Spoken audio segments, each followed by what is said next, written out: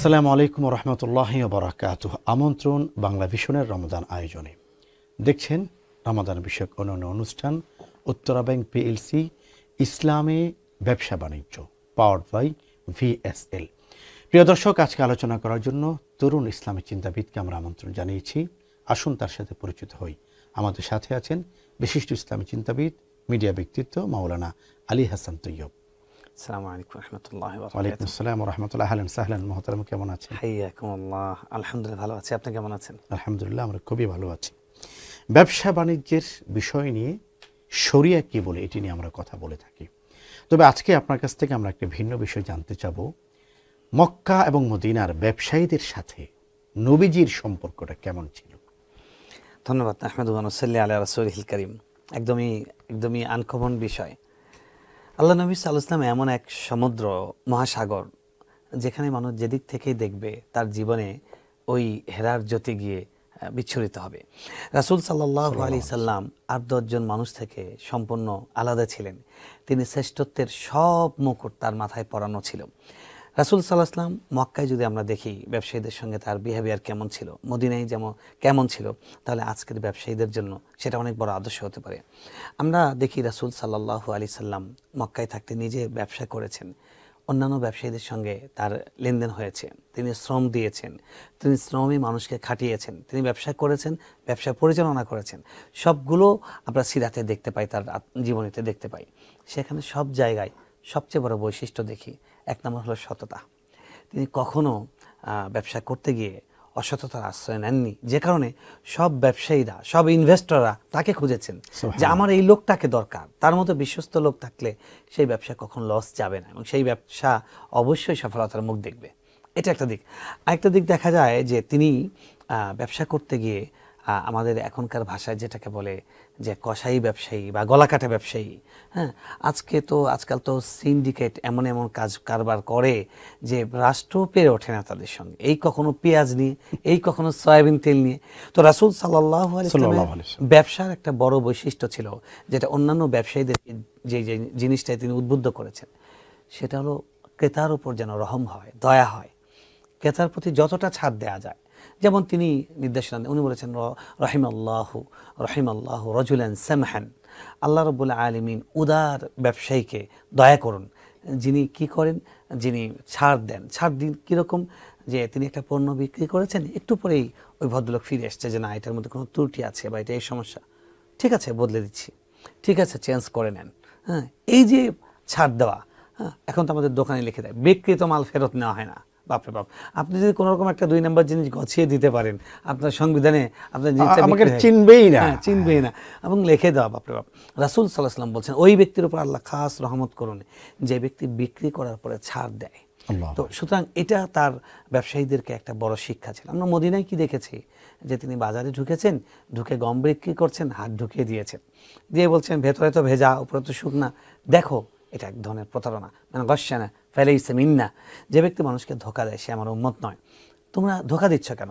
ঠিক আছে ভেজাটা উপরে রাখো, মানুষ জেনে কিনবে যে না ঠিক আছে এটা ভেজা, এরকম জেনে কিনবে। কিন্তু তুই দেখতে উপরে একরকম আর ভেতরে আরেক রকম, এটা তো প্রতারণা। এটা কত সূক্ষ্ম ছিল আপনি চিন্তা করুন। আর এখন আমাদেরকে বিএসটিআই কর্তৃক অনুমোদিত, হ্যাঁ, সার্টিফিকেট পাওয়া, কিন্তু বিএসটিআই টাকা দিয়ে বিএসটিআই সার্টিফিকেট নেওয়া হয়েছে এবং একদম 100% ভেজালযুক্ত। অর্থাৎ মানে এটা যে ভেজালওয়ালা, এটা যে ভেজাল বিশিষ্ট, কোনো ভেজাল নেই, এটা একদম সন্দেহাতীতভাবে আজকে পণ্য বিক্রি করা হচ্ছে। এবং ব্যবসায়ীরা, আল্লাহর কসম, এখনও শাহিদ করি নাই, এখনও বগ্নি করি নাই, তাদের শব্দগুলো আমি বলছি। এবং তারপরে বলবে যে আজকে আপনি প্রথম ক্রেতা, অথচ এর আগে বিক্রি হয়ে গেছে। তারপর বলবে যে একদম কেনা দাম, খোদার কসম কেনা দাম, নাউজুবিল্লাহ মিন যালিক। তো এইভাবে যে কথাগুলো বলা, এটা জঘন্য রকমের একটা অপরাধ। রাসূল সাল্লাল্লাহু আলাইহি ওয়াসাল্লাম বলছেন যে তো ইয়া মাশারাত তুজ্জার, সে ব্যবসায়ীরা, তোমরা কিন্তু কথার মধ্যে লামছাম করো, কথার মধ্যে এদিক সেদিক করো, তোমাদের উচিত বেশি বেশি সাদাকা করা, যাতে ওই সাদাকার মাধ্যমে এই যে মানে মিনিমাম যে সমস্ত মিথ্যা প্রতারণা আছে, ছোটোখাটো, খুব বড় রকমের, স্থূল নয়, সূক্ষ্ম, সেগুলো আল্লাহ তাআলা ক্ষমা করে দিবেন। আপনি যেটি বলছেন ইয়া মাশারাত তুজ্জার, ব্যবসায়ীদের সাথে নবীজির কথামালা, বৈঠক যদি আমরা বলি, চিন্তার বিনিময় হচ্ছে। এই জায়গা থেকে আমরা আসবো ছোট্ট একটি বিরতি পেরিয়ে। প্রিয় দর্শক, দেখছেন বাংলা ভিশনের রমাদান আয়োজন উত্তরা ব্যাংক পিএলসি ইসলামে ব্যবসা বাণিজ্য, পাওয়ার্ড বাই VSL। অনুষ্ঠানে এ পর্যায়ে নিচ্ছি ছোট্ট একটি বিরতি, একটু পরে ফিরছি, সাথেই থাকুন। দর্শক, বিরতি পেরিয়ে আবার আমন্ত্রণ। দেখছেন বাংলা ভিশনের রমাদান আয়োজন উত্তরা ব্যাংক পিএলসি ইসলামে ব্যবসা বাণিজ্য, পাওয়ার্ড বাই VSL। আলোচনা করছি মাওলানা আলী হাসান তৈয়বের সাথে। মাওলানা আলী হাসান, আপনি চমৎকার করে বলছিলেন যে নবীজি ব্যবসায়ীদেরকে সম্বোধন করেছেন ইয়া মাআশারা তুজ্জার, এই ব্যবসায়ী বৃন্দ। তো নবীজির সাথে ব্যবসায়ীদের কি বৈঠক হলো একটু যদি বিস্তারিত বলেন। ধন্যবাদ। দেখুন, রাসূল সাল্লাল্লাহু আলাইহি ওয়াসাল্লাম যখন কাউকে খুব ঘনিষ্ঠভাবে সম্বোধন করেন, তাদের প্রতি তার বিশেষ মায়া, বিশেষ কেয়ারনেস, এটা কিন্তু ফুটে ওঠে। যেমন উনি যুবকদেরকে বিশেষ কেয়ার করতেন, ইয়া মাআশারা শাবাব আছে, হে যুব সম্প্রদায়। ঠিক ব্যবসায়ীদের ইয়া মাআশারা তুজ্জার, হে ব্যবসায়ীবৃন্দ, হে FBCCI এর ভদ্রলোকেরা। তো রাসূল সাল্লাল্লাহু আলাইহি ওয়াসাল্লাম তাদেরকে বারবার মেনশন করেছেন, অনেকগুলো হাদিসে দেখি। এবং তিনি মানুষকে ব্যবসা শিখিয়েছেন, তারপরে ব্যবসায়িক হালাল হারাম তিনি শিক্ষা দিয়েছেন। সাহাবায়ে কেরামদেরকে তিনি যখন তারা মজলিসে বসছেন তখন তাদেরকে শিক্ষা দিয়েছেন যে সত্য কথা বলতে হবে, মিথ্যা বলা যাবে না। এবং সাহাবীদেরকে তিনি ব্যবসায় উদ্বুদ্ধ করেছেন, ব্যবসায় লাগিয়ে দিয়েছেন। তিনি একজন সাহাবী, তিনি আসছেন ভিক্ষা চাওয়ার জন্য। উনি বলছেন, না ভিক্ষা নয়, ধরো কোঠার বাজারে বিক্রি করো, করে বিজনেস করো, ব্যবসা করো। আমরা দেখি যে আব্দুর রহমান ইবনে আউফ রাদিয়াল্লাহু তাআলা আনহু, তার সঙ্গে যখন সাদ রাদিয়াল্লাহু তাআলা আনহুকে রাসূল সাল্লাল্লাহু আলাইহি ওয়াসাল্লাম ভ্রাতৃত্ব স্থাপন করে দিলেন, উনি বললেন, আমার দুটো খেজুর বাগান আছে, যেটা আপনার পছন্দ নেন, আমার স্ত্রী যাকে সুন্দরী মনে হয় বলুন, আমি তালাক দেব, আপনি ইদ্যত শেষে বিবাহ করবেন। উনি বললেন, বারাকাল্লাহু ফি মালিক ওয়া ফি আহলিক, তোমার পরিবারে, তোমার ব্যবসায় আল্লাহ বরকত দান করুক, তোমার সম্পদে, তুমি বরং দুল্লানি আর সোক, আমাকে বাজার চিনিয়ে দাও। আমরা হলাম ব্যবসায়ী জাতি।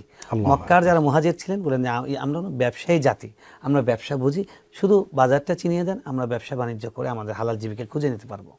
তো সুতরাং আমরা রাসূল সাল্লাল্লাহু আলাইহি ওয়াসাল্লামের সাহাবীদের মধ্যে দেখি রাসূল সাল্লাল্লাহু আলাইহি ওয়াসাল্লামের এই আদর্শটা সঞ্চারিত হয়েছে, কারণ তারা রাসূল সাল্লাল্লাহু আলাইহি ওয়াসাল্লামের কাছ থেকে শিখেছেন ব্যবসা। এক সাহাবী বিবাহ করবেন, তার কিচ্ছু নেই, তাকে দান করতে পারতেন চাইলে, কিন্তু দান না করে বলেন যে আচ্ছা তোমার কি আছে, বলে একটা কুঠার আছে, একটা বর্মা আছে, ঠিক আছে বর্মার দাম কত, এত, ঠিক আছে দাও, টাকা দিলাম, বর্মাটা নিয়ে নিলাম। নেওয়ার পরে উনি বললেন, ঠিক আছে, তুমি যে বিবাহ করতে যাচ্ছ এই উপলক্ষে তোমাকে এবার হাদিয়া দিলাম। তো দেখেন, এটা দুনিয়ার ব্যবসার সাথে আখিরাতের ব্যবসা। দান না করে ব্যবসা করলো, তাহলে কি মানুষকে ভিক্ষা করা, পর নির্ভরশীল হওয়া, মানুষের কাছে হাত পাতা, সেটার থেকেও নিরুৎসাহিত করা হলো। ব্যবসা খেটে খাওয়া, সেটাতে উদ্বুদ্ধ করা হলো। আবার সঙ্গে সঙ্গে হাদিয়া গিফট করে তাকে রহম করা হলো, দয়া করা হলো, তার প্রতি নিষ্ঠা দেখানো হলো। এবং আমরা যদি দেখি, এক সাহাবী তিনি বন থেকে কাঠ কেটে আসছিলেন, আসার সময় তার শরীর থেকে ঘাম পড়ছিল। সাহাবীরা বললেন, এই বডি নিয়ে যদি উনি জিহাদ করতেন তাহলে কতই না ভালো হতো, তিনি ফি সাবিলিল্লাহ সওয়াব পাইতেন। রাসূল সাল্লাল্লাহু আলাইহি ওয়াসাল্লাম বললেন, সে যদি ব্যবসার উদ্দেশ্যে কাঠ কেটে আনছে, সেটা ব্যবসা করবে, করে স্ত্রীর মুখে লোকমা তুলে দেবে, মায়ের মুখে লোকমা তুলে দেবে, তাহলে ফাহুয়া ফি সাবিলিল্লাহ, আল্লাহু আকবার, সে তো অলরেডি জিহাদে আছেই। সুবহানাল্লাহ। সুতরাং আমরা দেখি রাসূল সাল্লাল্লাহু আলাইহি ওয়াসাল্লাম থিওরিক্যালি এবং প্র্যাকটিক্যালি তিনি বলেছেন এবং করেছেন, তিনি উদ্বুদ্ধ করেছেন এবং তিনি নিজে প্র্যাকটিক্যাল করে দেখিয়েছেন ব্যবসাটা। এবং রাসূল সাল্লাল্লাহু আলাইহি ওয়াসাল্লাম সাহাবীদেরকে এটা শেখাতে পেরেছিলেন বলেই আমরা দেখি ইসলাম পুরো পৃথিবীতে ছড়িয়ে পড়েছে। বিশেষ করে মালয়েশিয়ায়, আপনার শ্রীলঙ্কাতে ইসলাম এসছে ব্যবসায়ীদের হাত ধরে। আমাদের ভারত মহাসাগরে ইসলাম এসেছে ব্যবসায়ীদের হাত ধরে। একটা হলো যারা দরবেশ সুফি তাদের হাত ধরে, আরেকটা হলো ব্যবসায়ীদের হাত ধরে। এই কোন ব্যবসায়ী? রাসূল সাল্লাল্লাহু আলাইহি ওয়াসাল্লাম তাদেরকে যেই ব্যবসার ধারাটা ধরে দিয়েছিলেন, হালাল জীবিকা, সেটা।